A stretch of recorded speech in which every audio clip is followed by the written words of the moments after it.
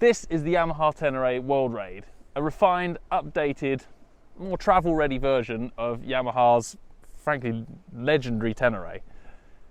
The point of this one is to get a bit more range into it, and it's actually got better quality suspension, which was one of people's biggest gripes about the stock Tenere. To put that to the test, we're going to take it to the limits off-road, to the limits on-road, and see where we end up. It's going to be a good day.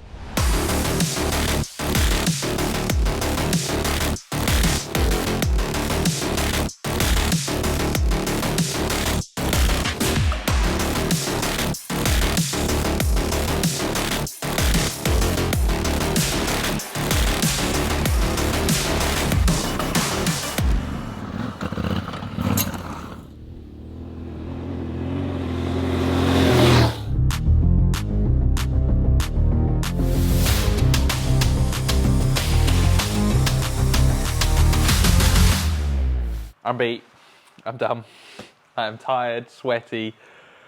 Whew. I've had an awesome time on this Yamaha Tenere World Raid.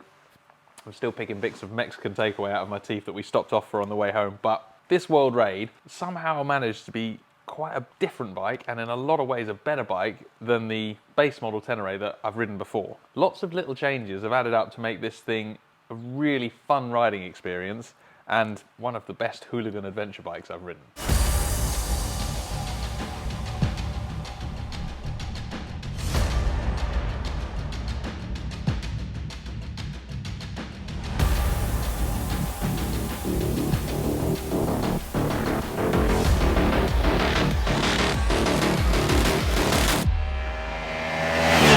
Now, the difference between the World Raid Tenere and the standard model Tenere, there are a few things. First and foremost is the suspension.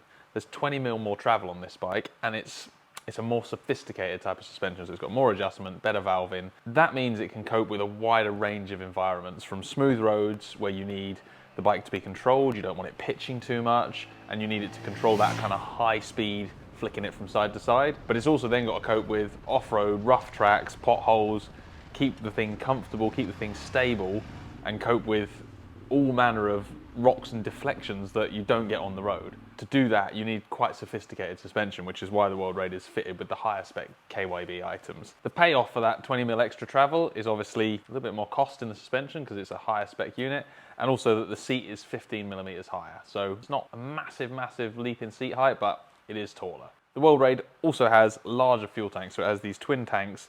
The top of these tanks is actually lower than the top of the single tank on the base model Tenere, so they carry their weight a little bit lower but a little bit wider out, which gives the bike a bigger feel. That also means that the weight when it's full of fuel goes up by 15 kilos. Compared to the stock Tenere, it does ride like a very different bike. It feels to me more capable off-road out of the box, somehow a little bit easier to manage even though it weighs more, it just feels more manageable. And then on the road with the road tyres, it's an absolute riot. It kind of is a testament to what more sophisticated suspension can do to any motorcycle.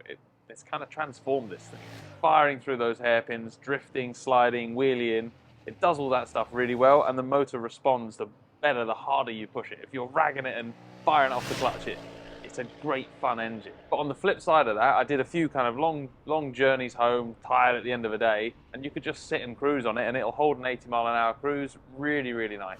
Not the same as like a 1200 or a big 1290 type of bike, but for a small-ish capacity adventure bike, just easy and effortless to do long journeys and then charge around like a lunatic.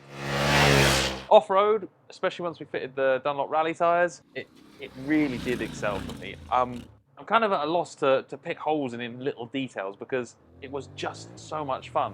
Whether I was charging down a fast gravel track doing drifts everywhere, or picking my way through gnarly rocky terrain or up steep banks or off jumps, it just seemed to take everything I threw at it and never once really stepped out of line, never once really caused me any problems. I took it on some gnarly enduro stuff and it went through all of it and with no fuss. I made some mistakes, I dropped it, I hit some rocks, the sum guard did its job and protected everything. When I dropped it, I did crack a side panel at a slow speed drop, which was a little bit annoying, more for my pride than anything else, but you know, apart from that, it took absolutely everything. It's not the most laid back bike when you ride it. It has a fairly soft, docile engine down low, but for me, riding along in a high gear at low RPM, that's what reminds you it's not a super powerful bike. So if you're someone who wants a bike to be effortlessly fast, this isn't it. If you want a bike that you can wring the neck of and have a load of fun, but is smooth with it, it does the job really, really well.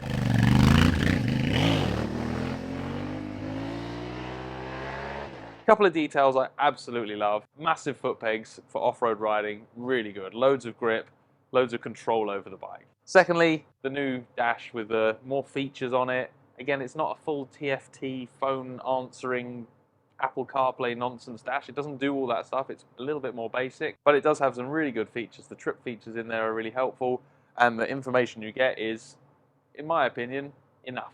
Not super advanced, but it's enough to be simple but effective. Gripes I had with the bike, this scrolly wheel on the menu here, I actually managed to get it full of dust and it's gone really stiff.